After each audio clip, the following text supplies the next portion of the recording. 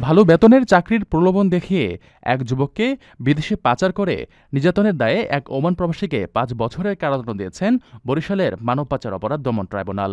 একই সঙ্গে তাকে ১ লাখ টাকা জরিমানা করা হয়েছে। অনাদে আরও ৩ মাসের কারাদণ্ড ভোগ করতে হবে। গতকাল বিচারক মোহাম্মদ সোহেল আহমেদ এ রায় ঘোষণা করেন।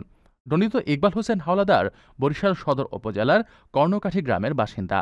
রায় ঘোষণার সময় তিনি পলাতক ছিলেন।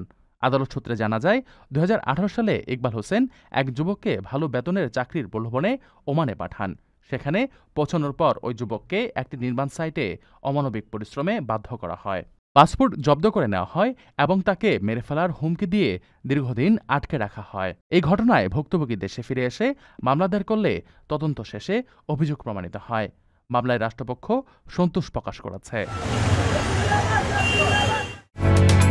ওমানের সেরা রেট দিচ্ছে বাংলাদেশি প্রতিষ্ঠান গালফ এক্সচেঞ্জ। প্রিয়জনকে টাকা পাঠাতে আজই আসুন আমাদের যে কোনো ব্রাঞ্চে অথবা কল করুন স্ক্রিনে দেয়া নাম্বারে। গালফ এক্সচেঞ্জ, বাংলাদেশিদের প্রিয় এক্সচেঞ্জ।